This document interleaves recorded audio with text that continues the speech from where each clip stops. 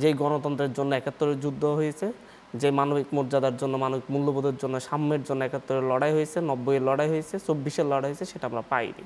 প্রতিবারই আমাদের রাজনীতিবিদরা আমাদেরকে ধোঁকা দিয়েছে। জবাবদিহিতামূলক গণতন্ত্র নিশ্চিত করতে হলে বিদ্যমান ব্যবস্থা থেকে সংস্কার চাই, তাহলে সেক্ষেত্রে নির্বাচনে একটু সময় লাগতেই পারে। আপনি কি বলবেন, আপনার মন্তব্যটা কি এখানে? না, আমার মন্তব্য যেটা করা সেটা আপনি অলরেডি করে দিয়েছেন, যে হচ্ছে দীর্ঘ সময় ধরে আমাদের দেশে গণতন্ত্র কথা বলেন, স্পেশালি হচ্ছে আপনার ৯০ পরবর্তী সময়ে জবাবদিহিতামূলক গণতন্ত্রের কথা বলেই কিন্তু ৯০-এর গণঅভ্যুত্থান হয়েছে।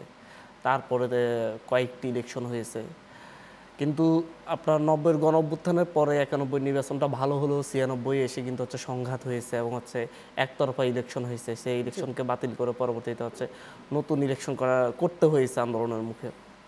২০০১-এ সুন্দরভাবে ক্ষমতার হস্তান্তর হয়েছে, বাট ২০০৬-এ এসে আবার সেই সংঘাত, ২ বছর ধরে একটি সংঘাত, মারাত্মক একটা সংঘাত তৈরি হয় বাংলাদেশে। এবং ৮ থেকে তো পরবর্তীতে আমরা তাও নির্বাচন দেখেছি, ১৪-এর নির্বাচন দেখেছি একতরফা, যে হচ্ছে বাংলাদেশকে গণতান্ত্রিক ধারা অব্যাহত রাখতে হলে নির্বাচনটা করতেই হবে, এজন্য নির্বাচন করেছি বাধ্য হয়ে। এরপর 18 দেখেছি হচ্ছে রাতের ভোট করা হয়েছে, আবার সেই রাতের ভোটে সংসদে আবার হচ্ছে বিরোধী দল যারা হচ্ছে ভোটকেই অস্বীকার করে, মানে রাতের ভোট হয়েছে এবং ভোট মানে কোনো ধরনের নির্বাচনই হয়নি এই কথা বলেও আবার সংসদে গিয়েছে।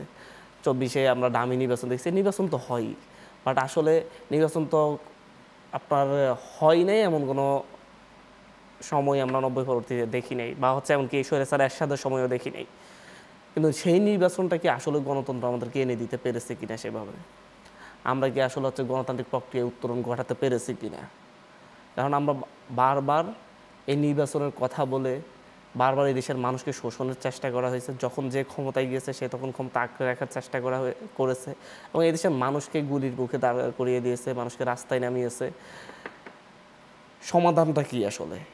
এটা কি এভাবেই চলতে থাকবে?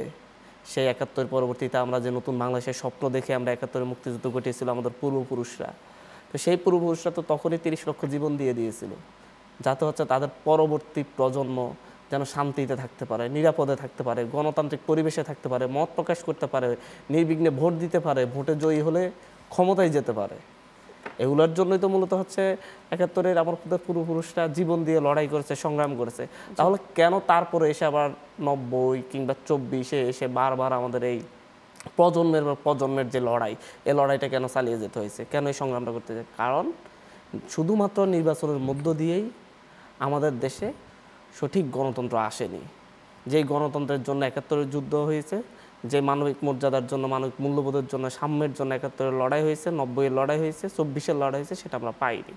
প্রতিবারই আমাদের রাজনীতিবিদরা আমাদেরকে ধোঁকা দিয়েছে। ৭০-এর নির্বাচনে আওয়ামী লীগ বিজয়ী হলো, বাংলাদেশে সাম্য ও মানবিক মর্যাদার বাংলাদেশ দিবে, গণতন্ত্র প্রতিষ্ঠা করবে। ৭০-এর নির্বাচিত সরকারকে পাকিস্তান ক্ষমতায় বসাই নাই বলেই বাংলাদেশে ৭১-এর নির্বাচন হয়েছে, কিন্তু তার ২ বছর পরে ৭৩-এর নির্বাচন কারচুপির হয়েছে।